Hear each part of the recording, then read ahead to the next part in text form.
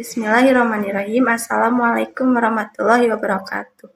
Alhamdulillahirabbil alamin wassalatu wassalamu ala asrofil anbiya wal mursalin sayyidina Muhammadin wa ala alihi washabihi ajmain, amma ba'du. Pertama-tama marilah kita panjatkan puji dan syukur kehadirat Allah Subhanahu wa taala yang mana pada kesempatan kali ini kita masih diberi umur panjang dengan keadaan sehat walafiat.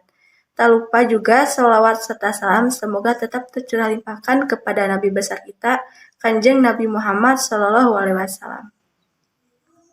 Izinkan memperkenalkan diri. Perkenalkan kami dari kelompok 11 yang beranggotanya ada 2 orang, yaitu saya sendiri bernama Lita Lestari dan teman saya bernama Sahlan Faruroji.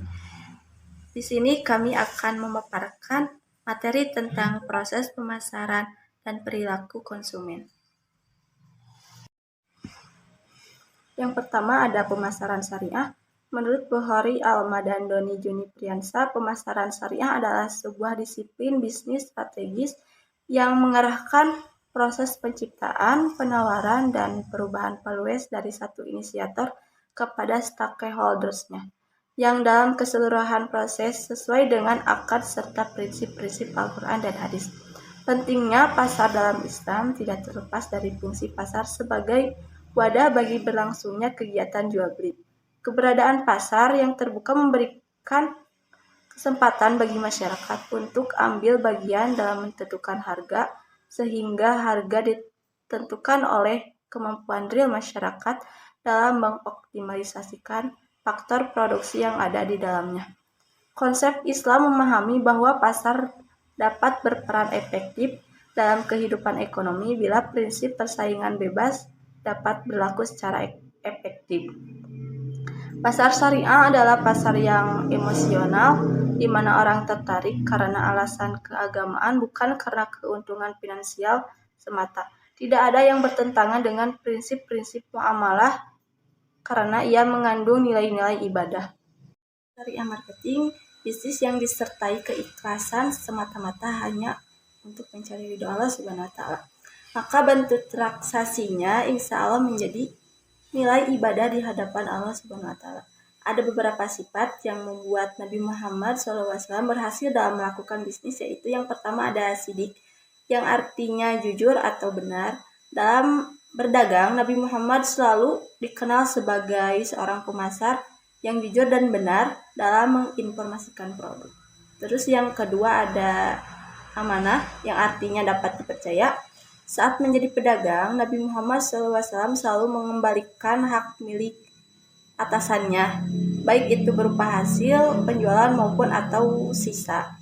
Yang ketiga ada patonah, yang artinya cerdas. Dalam hal ini, pemimpin yang mampu memahami, menghayati, dan mengenal tugas dan tanggung jawab bisnisnya dengan sangat baik.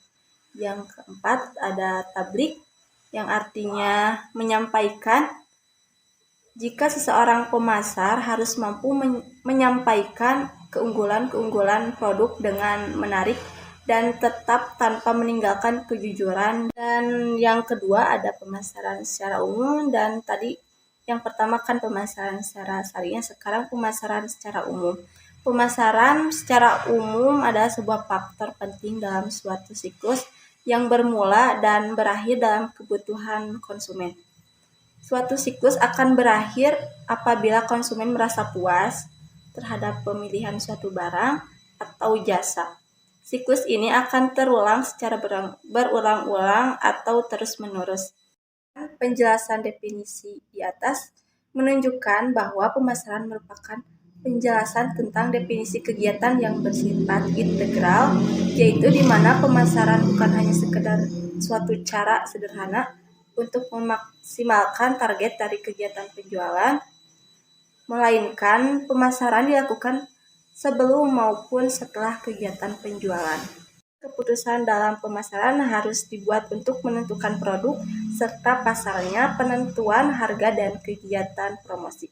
Kegiatan pemasaran tidak hanya berupa pertukaran barang, tetapi juga mencakup distribusi sejumlah ide maupun jasa yang dapat memberikan kebutuhan dan kepuasan kepada individu dan organisasi, sehingga segala usaha perusahaan dapat terus berjalan dan mendapat pandangan yang baik dari konsumen terhadap perusahaan. Kemudian saya akan melanjutkan materi yang sebelumnya dari teman saya. Yang ketiga ada konsep pemasaran. Konsep pemasaran bertujuan memberikan kepuasan terhadap keinginan dan kebutuhan konsumen, karena pemasaran merupakan kegiatan dan kebutuhan melalui proses pertukaran. Sedangkan konsep pemasaran adalah sebuah falsafah bisnis yang menyatakan bahwa pemuasan kebutuhan konsumen merupakan syarat ekonomi dan sosial bagi kelangsungan kehidupan perusahaan. Pemasaran disusun dengan memasukkan dua unsur pokok, yaitu yang pertama orientasi konsumen. Perusahaan yang memperhatikan konsumen harus dapat mendapatkan kebutuhan pokok dari pembelian yang akan dijadikan sasaran penjualan, menentukan produk atau jasa dengan program pemasarannya, mengadakan penelitian pada konsumen, menentukan dan melaksanakan strategi perusahaan dengan baik, mencapai tujuan perusahaan. Kemudian, poin yang kedua yaitu kepuasan konsumen. Faktor kepuasan konsumen merupakan salah satu faktor untuk mencapai tujuan perusahaan dengan berlandaskan pada konsep pemasaran, yaitu memenuhi kebutuhan yang sesuai dengan keinginan konsumennya. Kemudian poin yang keempat ada strategi pemasaran. Merupakan logika pemasaran yang digunakan oleh perusahaan dengan harapan agar unit bisnis dapat mencapai tujuan perusahaan. Setiap perusahaan harus membagi pasar totalnya, memilih segmen terbaik, dan merancang strategi-strategi untuk meraih laba dengan melayani segmen yang dipilih lebih baik daripada pesaingnya. Proses tersebut memiliki 3 proses. Yang pertama ada segmentasi pasar, merupakan pengelompokan konsumen dalam berbagai macam cara tergantung pada faktor demografis seperti jenis kelamin, usia, pendapatan, dan pendidikan. Kemudian ada faktor geografis seperti negara, wilayah, dan kota. Kemudian yang selanjutnya adalah faktor perilaku seperti halnya waktu pembelian, pencarian manfaat, dan tingkat pemakaian. Dan yang terakhir ada faktor psikografis seperti kelas sosial dan gaya hidup. Kemudian poin selanjutnya ada market targeting, adalah mengevaluasi setiap daya tarik segmen dan memilih salah satu atau lebih segmen yang akan dimasuki. Kemudian ada poin yang ketiga, market positioning, adalah mengatur sebuah produk untuk menempati tempat yang jelas, berbeda, dan diinginkan relatif terhadap produk-produk saingan dalam pemikiran konsumen sasaran. Kelima ada perilaku konsumen, mendefinisikan perilaku konsumen sebagai interaksi yang dinamis, yaitu antara afeksi dan kognisi, perilaku dan lingkungannya di mana manusia melakukan kegiatan pertukaran dalam hidup mereka. Perilaku merupakan suatu tindakan nyata konsumen yang dapat diobservasi secara langsung. Dikatakan bahwa perilaku konsumen adalah tindakan yang langsung terlibat untuk mendapatkan, mengkonsumsi, dan menghabiskan produk dan jasa termasuk proses keputusan yang mendahuluinya dan mengikuti tindakan ini. Di sini juga ada perilaku konsumen menurut Islam, itu komprehensif dan mengutamakan etika, mulai dari pemilihan barang sampai penggunaannya, dan terakhir manfaatnya yang didapat dari barang yang dikonsumsi tersebut. Semua memiliki etika dan aturan dalam Islam, baik untuk maslahah di dunia maupun akhirat. Teori perilaku konsumen yang Islami juga dibangun atas dasar syariah, menyangkut nilai dasar yang menjadi fondasi teori, motif, dan tujuan konsumsi.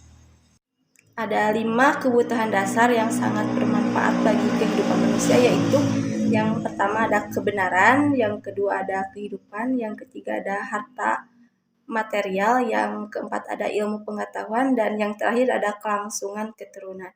Kelima kebutuhan ini penting untuk mendukung suatu perilaku kehidupan yang Islami karena harus diupayakan untuk dipenuhi. Kemudian yang terakhir ada faktor-faktor perilaku konsumen. Faktor perilaku konsumen sangat dipengaruhi oleh suatu keadaan dan situasi lapisan masyarakat, di mana ia dilahirkan dan berkembang. Hal ini dapat dikatakan bahwa konsumen berasal dari lapisan masyarakat atau lingkungan yang berbeda dan akan mempunyai penilaian, kebutuhan, sikap, dan selera yang berbeda-beda, sehingga dalam pengambilan keputusan dipengaruhi oleh beberapa faktor. Yang pertama ada faktor budaya, merupakan faktor yang penting bagi perilaku konsumen.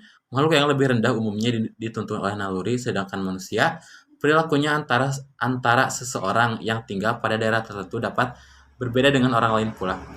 Kemudian ada faktor sosial.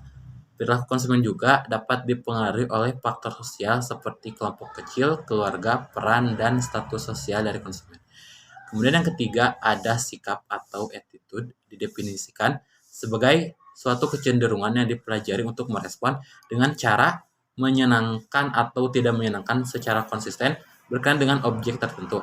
Apabila kita mempunyai sikap positif tentang pekerjaan kita, maka kita akan bekerja lebih lama dan keras. Kemudian yang terakhir ada faktor emosi. Ada 3 terminologi yang saling terkait, yaitu ada affect, emotion, dan moods. Affect merupakan terminologi generik yang mencakup tentang perasaan yang luas yang dialami orang, sedangkan emotion adalah perasaan yang kuat diarahkan pada seseorang atau sesuatu. Sementara moods dapat diberi makna kurang lebih sebagai suasana hati atau suasana batin. Sekian materi dari kelompok kami. Mudah-mudahan ada manfaatnya. Mohon maaf apabila ada kekurangan. Wassalamualaikum warahmatullahi wabarakatuh.